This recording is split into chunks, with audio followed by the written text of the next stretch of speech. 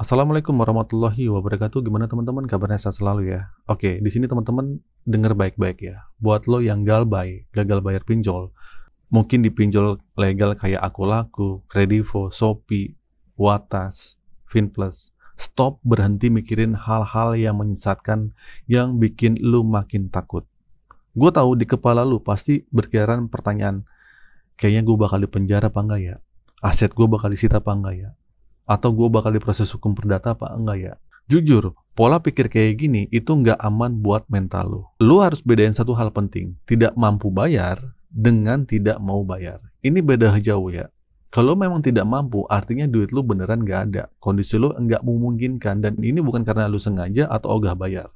Nah, teman-teman, banyak banget yang terjebak di dunia utang. Dan gue yakin di lubuk hati lu terdalam, lu pasti pingin banget menyelesaikan semua utang ini. Ya, lu punya etikat baik, tapi apalah daya kalau keadaan berkata lain.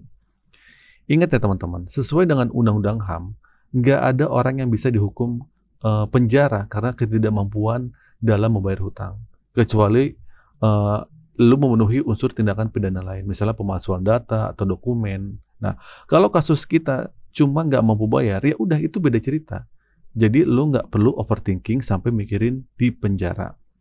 Terus ada lagi nih pola pikir yang bikin gue geleng-geleng kepala. Bang, gue udah galbas setahun, udah 2 tahun, masih datengin DC. Apa enggak ya bang ya? Kira-kira aman nggak ya bang? Duh, jadi gini ya. Harusnya setelah 2 tahun, yang lu pikirin tuh bukan soal aman apa enggaknya lagi. Coba deh, kalau selama 2 tahun lu nabung 20.000 sehari, udah berapa duit yang terkumpul?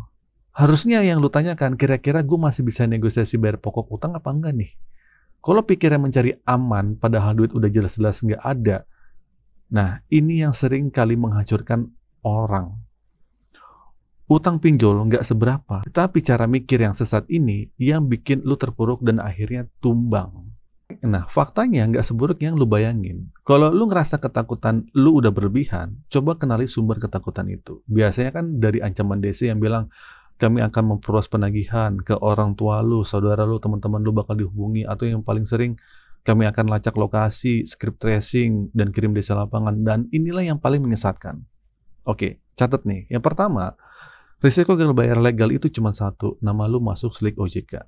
Dulu namanya BI checking. Nah, artinya ke depannya lu nggak bisa berutang lagi. Bagus dong. Nah, justru lu harus bersyukur. Ini bukan risiko, tapi pelajaran berharga supaya lu bebas dari dunia riba dan nggak perlu lagi dikejar-kejar tagihan. Ya. Terus kedua, soal ancaman pelacakan lokasi atau script tracing dan kedatangan desa lapangan. Please ya teman-teman nih, kata-kata itu bahasa lama. Cuma gertakan yang selalu dipakai DC. Kenapa mereka pakai bahasa itu? Karena mereka tahu kebiasaan manusia kalau salah pasti takut. Ya, ingat. Dan lu akan membayangkan DC berdiri depan rumah lu. Ketakutan inilah yang mereka manfaatkan supaya lu gali lubang tutup lubang. Tapi coba deh pikir logis. Lu nggak kabur. Lu bukan buronan Interpol. Lu mengisi data KTP, alamat domisili yang akurat sejak awal kan. Lokasi apa lagi yang mau dilacak coba? Nah, itu cara mereka memanfaatkan rasa malu dan harga diri lo. Nah, satu lagi yang sering ditanyakan, Bang, nominal utang berapa sih yang sering didatengin DC? Oke, dengar baik-baik ya teman-teman. Nominal itu nggak terlalu penting buat DC. Ya, mereka bekerja sesuai perintah dan wilayah cakupan kalian. Mau utang lu ratusan juta pun, kalau di wilayah lu nggak ada tim DC-nya yang bertugas atau mereka nggak diperintahkan, ya mereka nggak bakal datang. Justru yang jadi prioritas kunjungan itu adalah nasabah yang selalu menunjukkan sisi kelemahannya, yang akhirnya dikirimin chat ancaman langsung panik dan ketakutan. Makanya kalau lu udah galbay, berhentilah memikirkan kunjungan DC setiap hari. Itu cuma bikin lu capek sendiri, ya. Yang paling penting adalah PR lu untuk memperbaiki pola pikir yang sesat. Selama lu masih terus mikirin hal-hal yang menakuti lu, lacak lokasi, ambil aset, pidana, kunjungan DC, sampai kapanpun lu akan dihantui ketakutan yang tersiksa. Jadi gue mohon ya, ubah cara berpikir lu. Fokus. Ya, pertama fokus. Bagaimana cara lu tetap bekerja, berusaha, dan memenuhi kebutuhan hidup keluarga. Urusan utang tunda dulu aja nanti. Kedua, ingat ya, denda, bunga, biaya layanan pinjol sudah diatur sama POJK. Tidak boleh melebihi 100% utang dari pokok lu. Jadi utang lu tuh nggak bakal tiba-tiba jadi miliaran, nggak bakal. Terus yang ketiga nih, pegangan mereka cuman harga diri lu. Pinjol itu KTA, kredit tanpa anggunan, berbasis online. Nggak ada aset yang mereka mau sita selain ketakutan lu dan harga diri lu, ya. Jadi gini teman-teman kesimpulannya, lu tuh nggak sendirian. Kalau lu memang tidak mampu bayar, ya sudah, tidak ada satupun orang yang bisa memaksa lu bayar. Kalau memang uang lu nggak ada dan aset lu nggak ada, yang tidak aman tuh bukan galbainya, tapi pola pikir lu yang sesat. Jujur ya jujur terbuka sama keluarga, itu penting. Fokus membangun hidup lu ke depannya.